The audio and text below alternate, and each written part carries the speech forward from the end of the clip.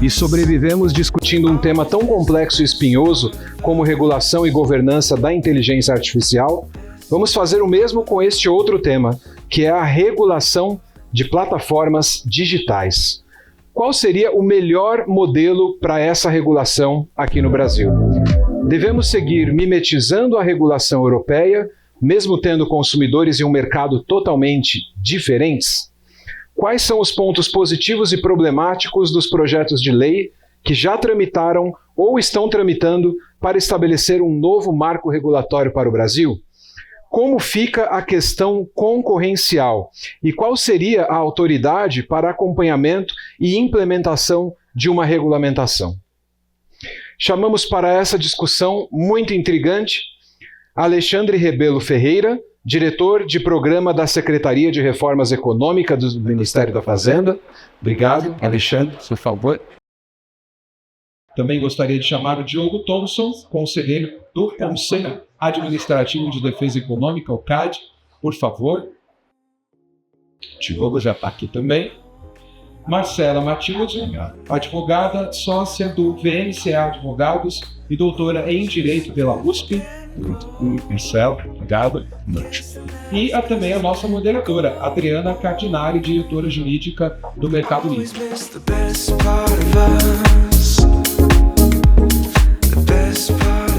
Obrigada, boa tarde a todos. Como moderadora, vou iniciar aqui o microfone. Acho que esse é um debate que está na pauta ultimamente, né? Enfim, da comunidade antitruste, né? Então, é algo que a gente tem discutido muito e que tem total conexão com a agenda aqui hoje, né? Que é um fórum focado em temas de consumidor, né? Então, tem bastante conexão. Queria agradecer aqui os panelistas, né, e fazer uma breve apresentação. Marcela Matiuso, doutora em Direito Comercial e mestre em Direito do Estado pela USP, sócia do VMCA Advogados, nas áreas de Tecnologia e Direito de Concorrência. Foi assessora e chefe do gabinete da presidência do CAD. Diogo Thomson Andrade, que tem graduação em Direito pela PUC de São Paulo, é mestre em Filosofia do Direito também pela PUC e doutorando em Direito pelo IDP. É procurador federal, membro da AGU desde 2004 e atualmente ocupa o cargo de conselheiro no Tribunal do CAD desde dezembro de 2023. Possui experiência profissional e acadêmica na área do direito, com ênfase em direito econômico, Law and Economics, Filosofia do Direito, Direito Constitucional, Direito Processual Civil e Penal e Direito Administrativo. Alexandre Rebelo Ferreira é diretor de programa na Secretaria de Reformas Econômicas do Ministério da Fazenda, possui graduação e mestrado em Direito pela USP, onde também é doutorando em Direito Econômico. Tem experiência profissional nos mercados de tecnologia, fintech e setor público. E para iniciar o nosso debate de hoje, eu queria passar a palavra para os panelistas fazerem considerações iniciais e aí a gente passa para algumas perguntas. Quer começar, Marcela? Bom, primeiramente, boa tarde a todas e todos. Obrigada pelo convite para estar aqui hoje e agradeço a Adriana e a organização do evento, a Protester, o Consumers, para discutir esse tema que, como a Adriana já colocou, está bastante na pauta, né, do debate da concorrência. Acho que tanto o Diogo quanto o Alexandre vão conseguir abordar um pouco os posicionamentos que o Ministério da Fazenda e o CAD têm tido nesse tema hoje. Então, eu só queria enfatizar um aspecto agora na minha intervenção inicial, bem rapidamente. Como todos sabem, a gente tem um PL, né, no Congresso, que é o 2768, que foi a primeira proposta legislativa, efetivamente, que a gente teve para colocar esse debate na mesa. E agora, com o relatório da SRE na Fazenda, acho que se consolida também a visão do lado da Fazenda, enfim, do governo de maneira mais ampla, talvez, de que algum tipo de regulação de plataformas digitais seria necessário. E aí eu acho que tem 2 aspectos importantes, né? Assim, partindo dessa premissa e sem necessariamente discuti-la, né? Assim, será que tem, será que não tem? Existe essa discussão, obviamente. Mas partindo dessa premissa colocada, acho que uma discussão importante da gente ter aqui hoje é um pouco como, e aí tanto do ponto de vista de mérito, né? Então, qual vai ser o modelo regulatório propriamente, quanto do ponto de vista que tão importante quanto, pelo menos na minha visão, do desenho institucional, né? Não é trivial, como a gente sabe, organizar estruturas regulatórias. E muitas vezes o sucesso das iniciativas depende disso ser bem desenhado.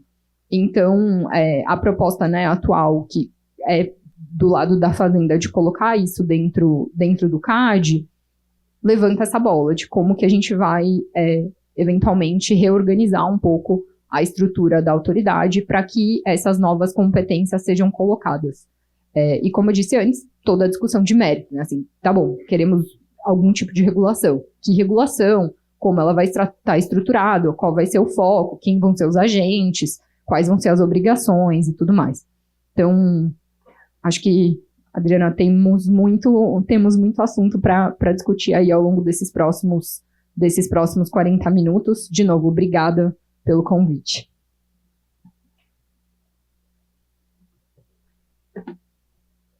Boa tarde a todos. Eu também queria agradecer a Euroconsumers, a Proteste e toda a organização do evento pelo convite de estar aqui, e principalmente a Adriana, que organizou e vai moderar aqui nosso painel. A pergunta do painel é qual é a melhor alternativa para o Brasil, que é sempre uma pergunta difícil, né, de responder, porque, enfim, de que parte, né, de que Brasil que a gente está falando, de que agente, de que stakeholder a gente está falando, né? Acho que a própria pergunta é complexa em si mesmo e ela envolve diferentes perspectivas. Eu acho que hoje a gente está num momento da regulação de plataformas digitais que é um momento realmente de inflexão, digamos assim, porque agora parece haver uma agenda de governo um pouco mais consolidada, ou mais elaborada, que partiu muito da iniciativa do Ministério da Fazenda, em direção a um modelo de regulação específico, né? A gente tinha o PL 2768, como a Marcela falou, é um PL que nós, no CAD particularmente, nunca nos engajamos muito numa discussão, até porque a gente não considerava um modelo adequado, de fato. Tinha ali vários problemas que a gente identificava. Um deles era um patamar de regulados que era muito baixo, ou seja, tornava o universo de regulados muito alto, e um excesso de discricionariedade para o regulador. E a gente nunca entendeu que esse fosse o modelo. A verdade é que no CAD a gente sempre defendeu que era necessário uma reflexão anterior a qualquer tipo de iniciativa legislativa, no sentido de avaliar se a nossa lei era ou não o suficiente, né? Se a lei de defesa da concorrência é ou não o suficiente para regular a atuação principalmente do poder econômico diferenciado, digamos assim, que algumas plataformas digitais adquiriram e consolidaram ao longo dos últimos 15, 20 anos, né? Então, acho que deixado um pouco para trás essa discussão de que aquele PL tinha um modelo que a gente não considerava inadequado, a partir do momento em que o governo chama para si essa agenda e que resolve fazer uma análise, uma tomada de subsídios amplas e uma análise de diversos modelos regulatórios que existem ao redor do mundo, aí sim parece valer a pena se engajar e participar nesse debate, até para dar a nossa visão. O CAD acompanha esses debates há muito tempo, né? Acompanha a discussão que ocorreu tanto lá no DMA como em outras jurisdições que geralmente envolveram a Autoridade de Defesa da Concorrência como o potencial regulador ou responsável pelas novas ferramentas que foram implementadas. Então, agora sim parece fazer sentido essa discussão.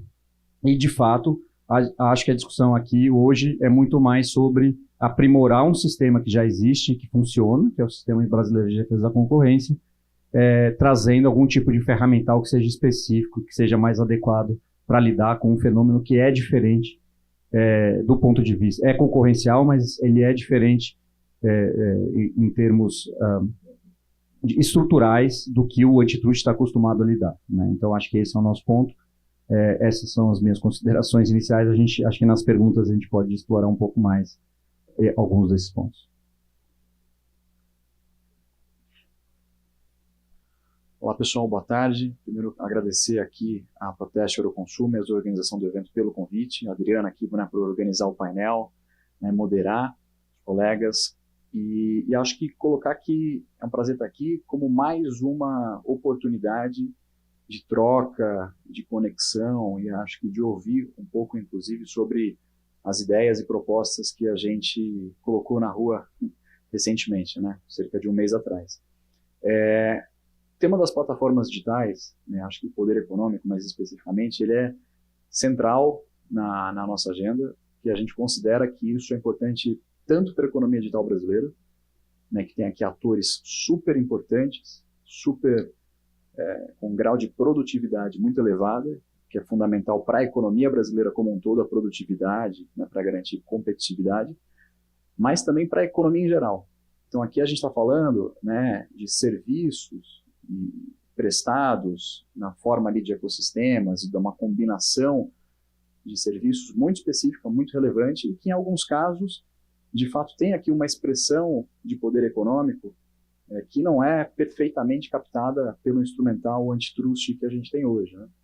E acho que chegar, né, essa conclusão, esse achado nosso, ele foi aqui, acho que fruto de várias contribuições que a gente recebeu, né, ao longo desse processo, desse ano inteiro, tomada de subsídios, né, conversa com outros países, conversas aqui com vários stakeholders, né, e com amadurecimento no próprio governo, e que acho que a gente chega nesse ponto em que é importante que a gente consiga fazer algo e que a gente consiga chegar a uma solução equilibrada. Então, acho que o que a gente está propondo aqui, a proposta da Fazenda, que, né, a gente tem aqui também em conexão com os outros atores do governo, acho que sobretudo com o Ministério da Justiça, o que a gente está apresentando e colocando na mesa são alguns ajustes incrementais na lógica que a gente já tem para dotar o CAD do poder necessário e das condições adequadas para poder lidar com situações muito específicas, né? São alguns casos muito específicos e que tem aí cada um talvez características únicas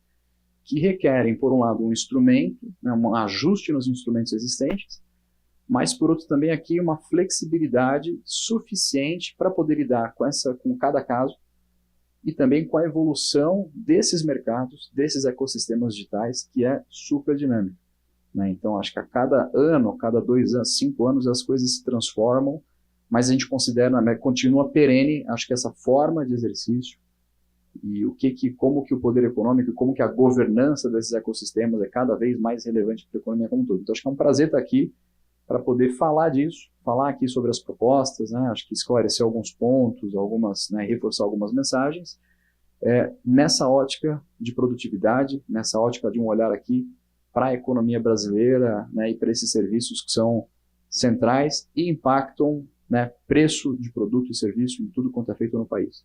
Então, acho que é um grande prazer aqui fazer essas considerações iniciais e também seguir aqui no debate e poder aqui esclarecer e ouvir também um pouquinho em relação ao que a gente colocou na rua e apresentou recentemente. Obrigado. Obrigada. E para iniciar, né, eu gostaria de fazer a pergunta para a Marcela primeiro. Queria entender, na sua visão, quais seriam os pontos do PL 2768 de 22 que necessitariam de adequação para adaptá-lo à realidade da legislação brasileira e também do mercado brasileiro, e o que seria necessário para a regulação de plataformas digitais para que ela seja efetiva, na sua opinião? Obrigada, Andri. Eu acho que, enfim, o Diogo tocou um pouco naquilo que talvez seja o aspecto central do que eu considero também que são aspectos de melhoria do 2768, que, por sua vez, e acho que o Alexandre vai falar mais sobre isso, o relatório da Fazenda consegue endereçar, na minha visão, de uma maneira muito mais precisa, vamos dizer assim. Então, acho que tinham 2 problemas fundamentais, né? Um primeiro é o fato de que a gente tinha um universo potencial, pelo menos, de administrados, né, de regulados por aquela proposta muito grande, até porque a gente estava falando de um critério basicamente quantitativo, né, de, enfim, número de usuários, etc., que ia jogar muita gente para dentro desse modelo. E aí me parece que o problema disso é, né, ok, mas o que queremos com essa regulação? Né? O que queremos com essa legislação? Porque se a gente quiser endereçar problemas, eventualmente, muito específicos, de grupos específicos de agentes econômicos, talvez isso seja contraproducente, né?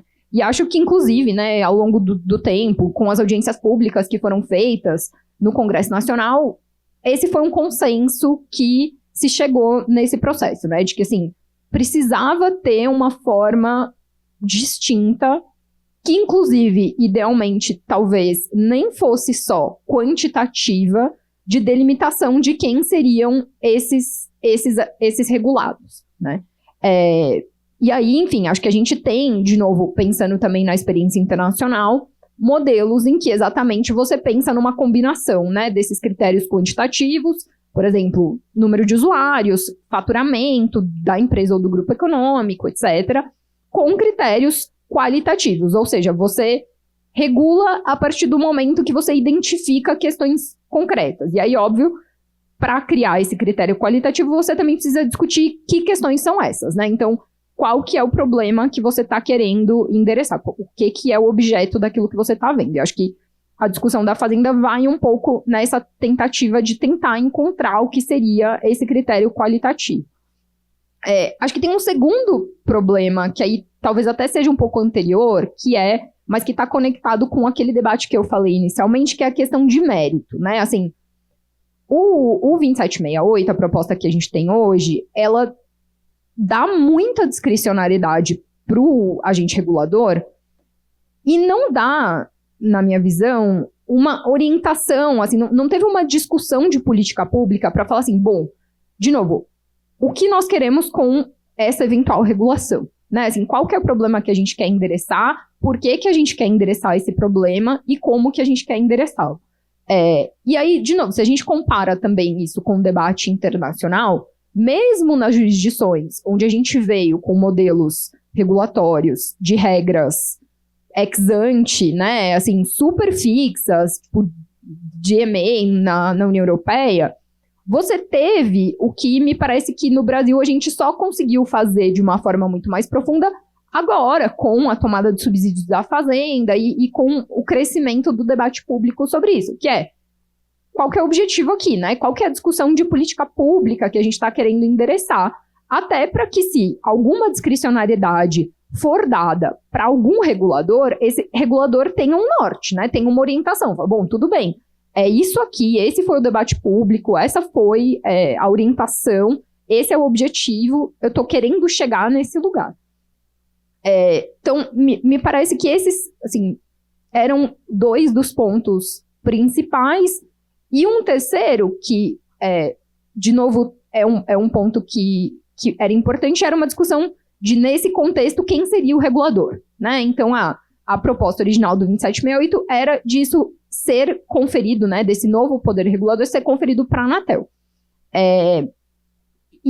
Novamente, acho que uma questão anterior era, bom, tá, mas quem seria o melhor posicionado, por quê? E, obviamente, não existe nenhum regulador de mercados digitais no Brasil, né, nesses termos. Então, não tinha um candidato único para esse papel, mas tem uma discussão um pouco de capacidades institucionais, pensando, novamente, estou me repetindo aqui, mas acho que é realmente importante, pensando no objetivo de política pública que a gente queria atingir. E acho que essa era uma discussão também muito importante de acontecer para pensar na localização dessa eventual nova regulação. Pegando novamente, né, o exemplo da experiência internacional, e como o Diogo já comentou, assim, em boa parte, não na totalidade, mas em boa parte dos países em que alguma discussão desse tipo aconteceu, a autoridade concorrencial acabou ficando com essa competência por um diagnóstico de que, assim, olha, aqui é onde possivelmente o custo de implementação dessa mudança vai ser menor, né? Onde a gente consegue fazer com que isso seja mais incremental e, portanto, do ponto de vista de recursos humanos, etc., a gente esteja mais preparado para lidar com esse desafio.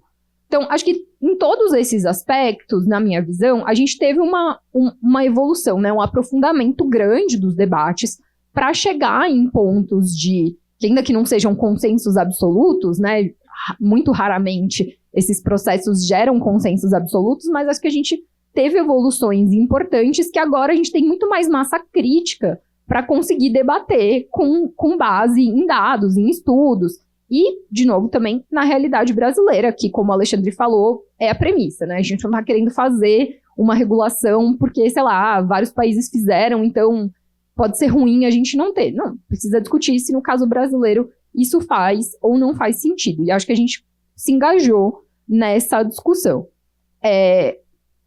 Eu considero que, né, tentando responder sua segunda pergunta, assim, tipo, o que a gente precisa para esse modelo funcionar?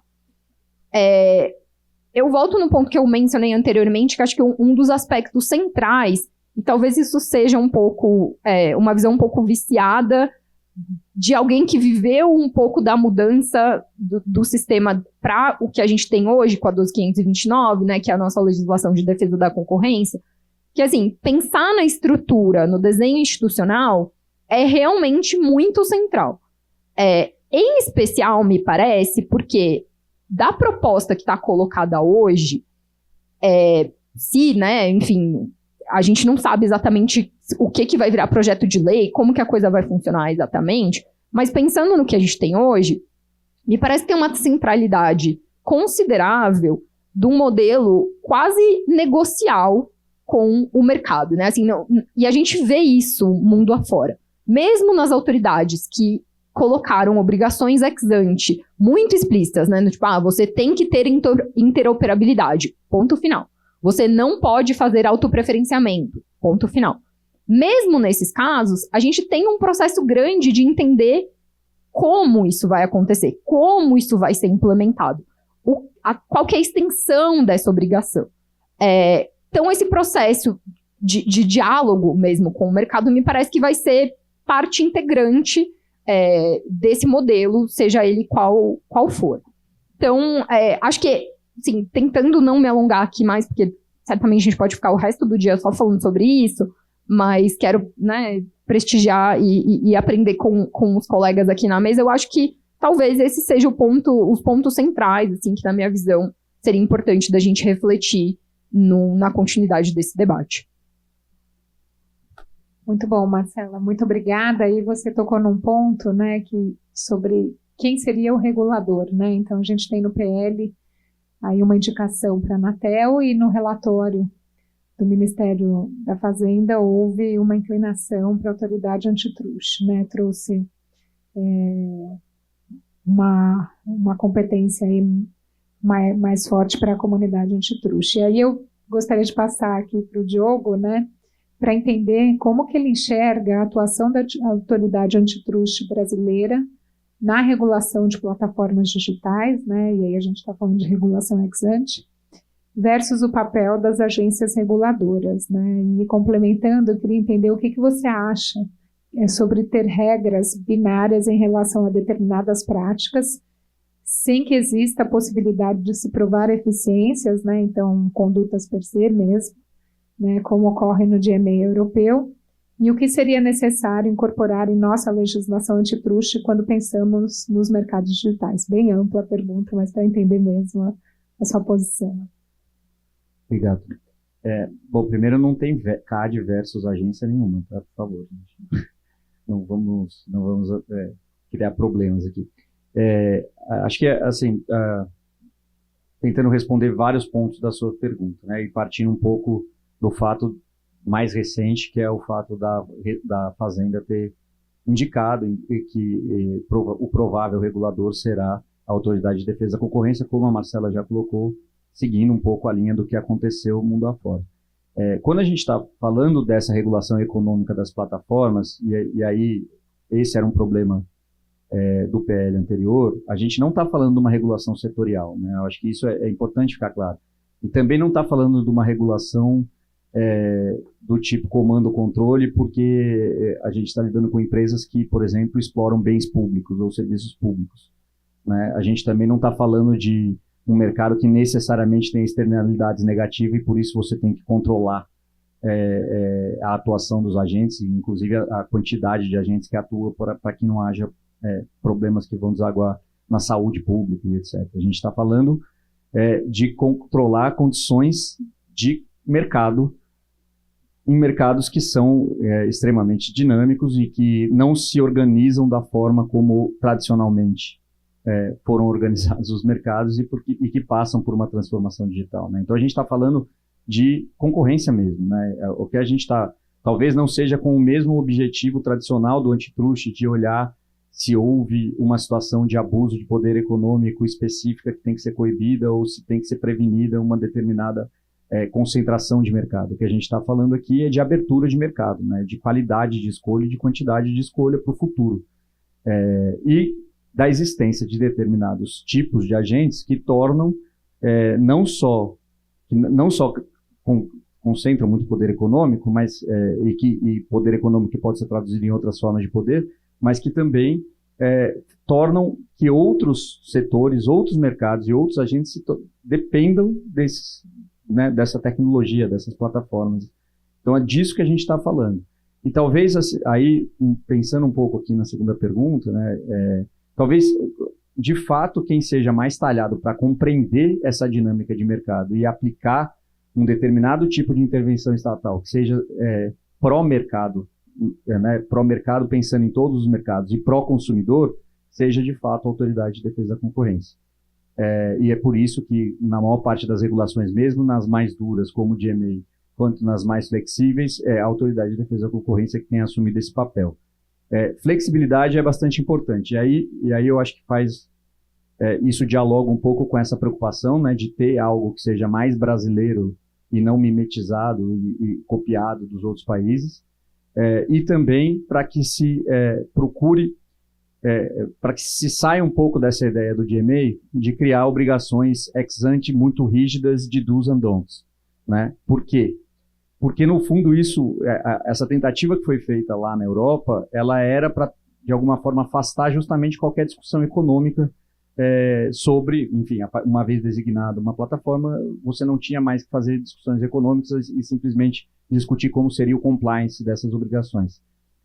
Ocorre que a discussão não deixa de ser econômica porque a gente quer que ela deixe de ser econômica, né? Então, ela não deixa de ter as particularidades de cada mercado, de cada produto, de cada serviço, porque o regulador quer, e nem deve ser assim. Então, acho que esse é um modelo que a gente deveria evitar, né? E ter a certeza de que a gente pode ter alguma flexibilidade. É claro que algumas obrigações, para quem estuda plataformas digitais, são meio óbvias e vão estar sempre permeando essas decisões, né? Então, obrigações de transparência, de acesso, de disciplinamento de relações verticais, etc. Isso vai estar sempre em vista. E provavelmente é da onde vão partir as discussões. Mas como até a Marcela colocou, a ideia mesmo, e inclusive aproveitando a tradição do CAD, é de construir soluções negociadas, né?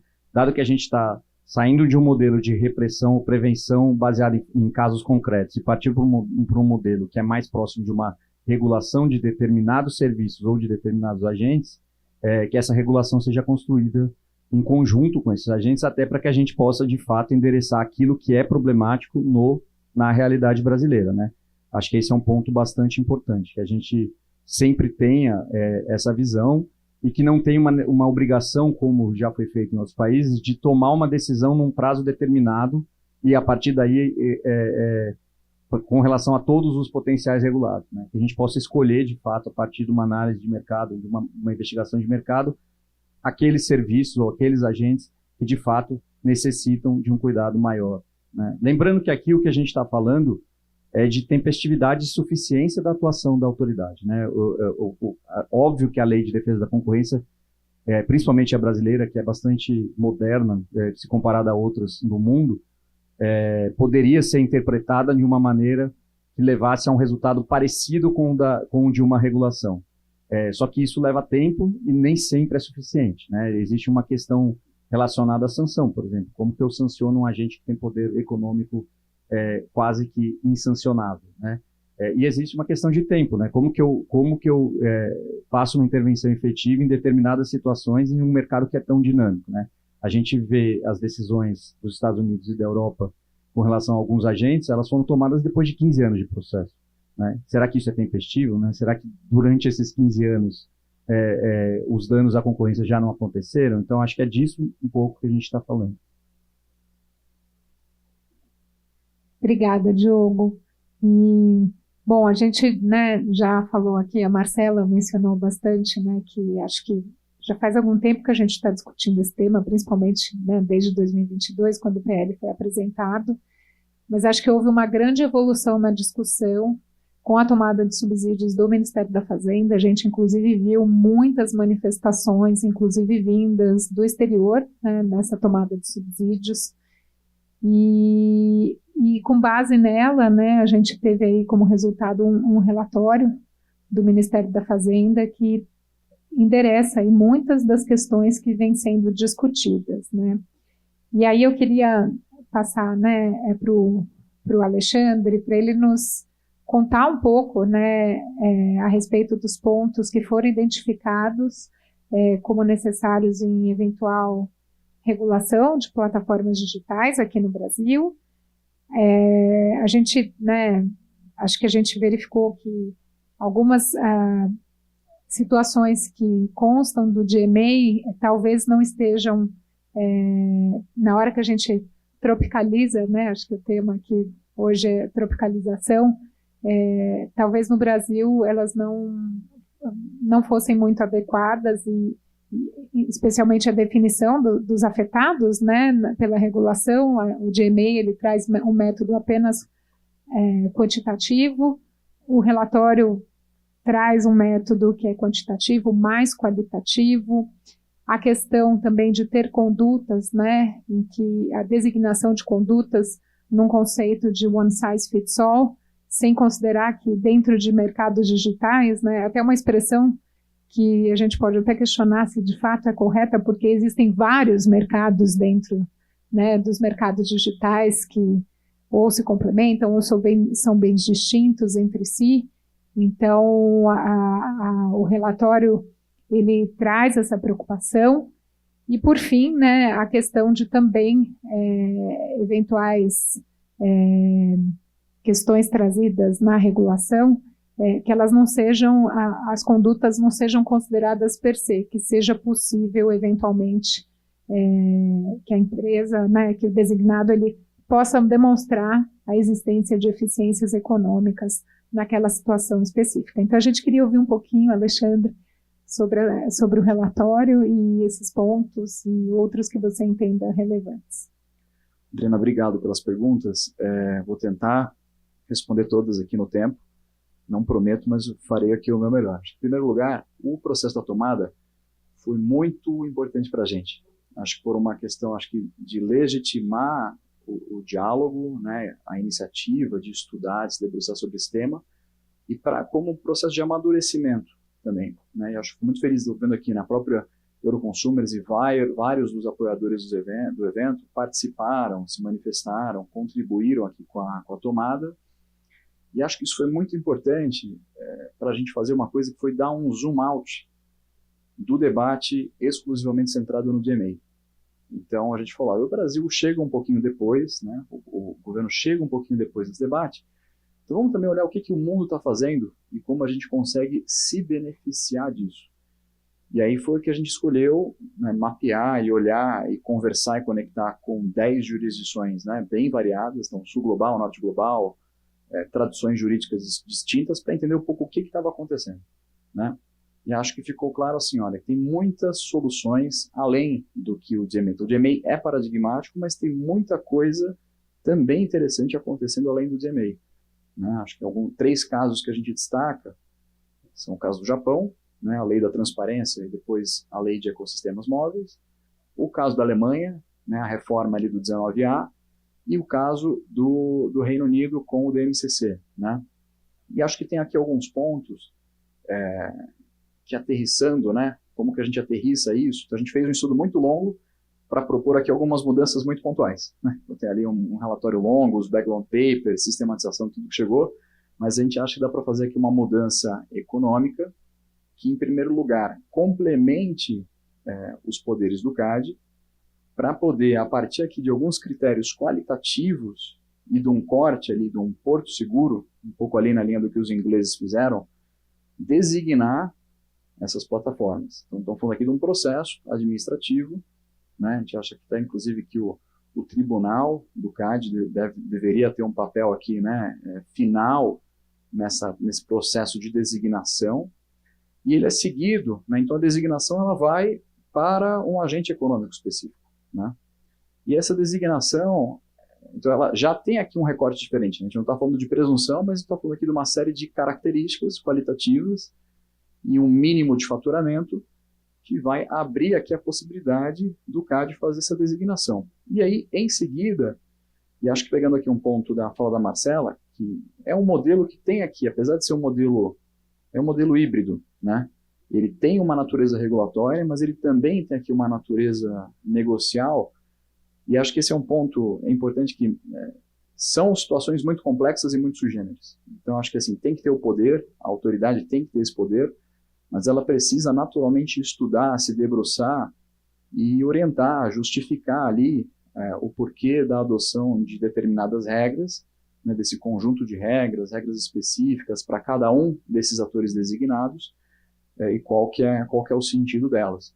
Então, acho que aqui é uma ideia de algo mais customizado, e acho que aí dialoga muito com a experiência alemã e com a experiência, né, ainda recente desse começo de implementação do DMCC no Reino Unido. Então, acho que tem aqui primeiro esse ponto, que é de entender, porque o que a gente vê também no caso da União Europeia, né, acho que sobretudo, né, assistir os seminários de compliance do DMA, né, você vê a complexidade que é, mesmo com a regra ex ante, a clareza sobre a aplicação disso, né, chegar a um termo de entender como que os do's and don'ts estão sendo aplicados, se aquilo é suficiente, acho que é um trabalho longo posterior. Então, a gente entende assim que ter aqui um olhar um pouco mais atento durante o processo de definição dessas obrigações pode ajudar, né, a nivelar a informação entre os atores, né, e aqui, claro, com o centro de gravidade no CAD, com esse papel importante do tribunal,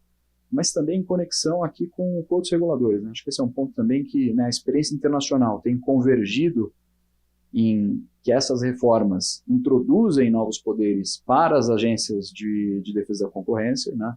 É o caso do Japão, é o caso do Reino Unido, é o caso da Alemanha, né? Enfim, será o caso na Austrália e assim por diante, mas que a gente tem que ter uma dimensão que, dependendo aqui da medida ou da regra que seja determinada, que ela naturalmente vai ter um diálogo ali, né, com outros agentes específicos, né, no que se tratar de algum desenho de interoperabilidade, né, de portabilidade. Acho que tem aqui alguns detalhes, né, que poderão ser objeto ali de uma conversa interinstitucional. Isso para dizer, mas assim, com centro de gravidade na autoridade de defesa da concorrência. Indo um pouco adiante, então assim, né, um pouco esse zoom out em relação ao DMA, olhando aqui para essa experiência comparada de forma mais ampla, soluções customizadas, e também que acho que a customização, e esse olhar assim, que é o exercício de um poder, né, por parte da autoridade, que precisa ter a flexibilidade para olhar para isso, mas acho que a gente entende também que a decisão ela tem que ter ali uma justificação. E acho que aqui é evidente, assim, um dos problemas acho que aparece de forma recorrente na tomada de subsídio, na experiência comparada, e acho que na própria manifestação do CAD, na tomada, que acho que é um estudo muito de excelente qualidade, de altíssimo nível, né? O time do CAD fez um trabalho espetacular na contribuição, coloca também algumas limitações procedimentais das investigações antitrust, que mesmo em jurisdições ricas, demoram para identificar, né? Acho que, de novo, voltando ali para a lógica do ecossistema, né? Você demora ali para conseguir mudar um pouco a baliza, ou enfim, achar a métrica, achar o entendimento ali, né, como que você identifica ali para além do mercado relevante esse exercício de poder econômico, e muitas vezes quando identifica os remédios eles não são completos ou suficientes, aí desenhar o remédio é muito custoso, implementar e monitorar igualmente. Então a gente tende aqui também ter uma ideia de custo-benefício e efetividade em mercados em que 4, 5, 6 anos você teve toda já uma dinâmica em que você tem aqui as tendências de vencedor leva tudo, o mercado tomba e essa situação se consolida e a concorrência ela é muito remota ou passa a ser inviável, né? Ou mesmo você tem casos em que a concorrência, em que você já teria aqui algo como uma tendência a uma concentração pela natureza dinâmica do serviço, e você tem potencialmente rendas monopolistas sendo extraídas, né? A gente coloca ali algumas situações no estudo em que tem indicativos, né, de serviços que estão mais propensos ao tipping effect. Então, acho que a gente tem essas duas naturezas, a demora e o que acontece durante a demora, e dois, alguns serviços que naturalmente têm essa característica e nos quais a gente esbarra aqui numa limitação do antitrust. Então, não vemos assim como sendo um procedimento antitrust nesse sentido, mas nessa lógica de diálogo, né, nessa lógica aqui de entender o caso negocial, acho que tem que ter aqui espaço, né, tem a justificativa, né, com uma baliza do exercício desse poder e da flexibilidade, né, algo relevante, acho que o crivo, né, subir, passar pelo tribunal tem aqui um papel importante.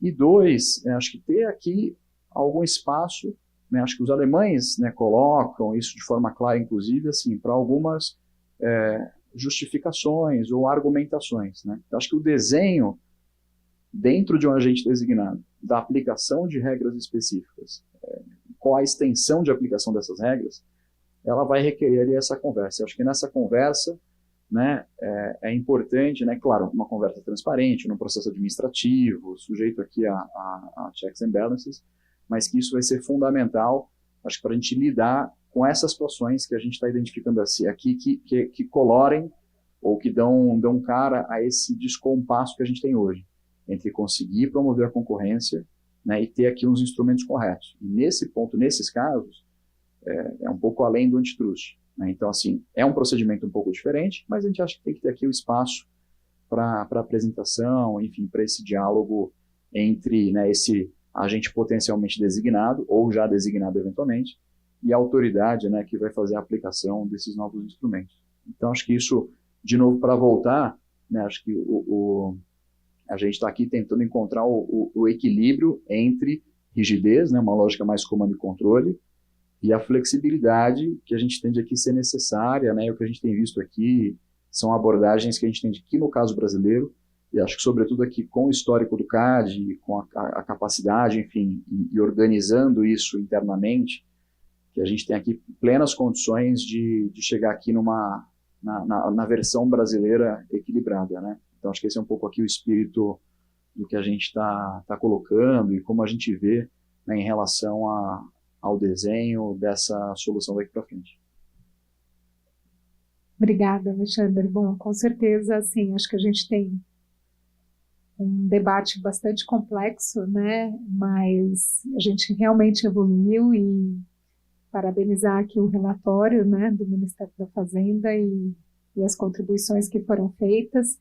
A gente já está chegando na nossa reta final. Eu queria mais uma vez agradecer a Euroconsumers, a Proteste, agradecer os panelistas e passar aqui para considerações finais nesses 3 últimos minutos, 1 minuto cada um. A gente vai fazer o feito de ficar no nosso tempo. Nossa, vai ser lindo, gente. Não, só queria de novo agradecer a oportunidade de fazer essa conversa.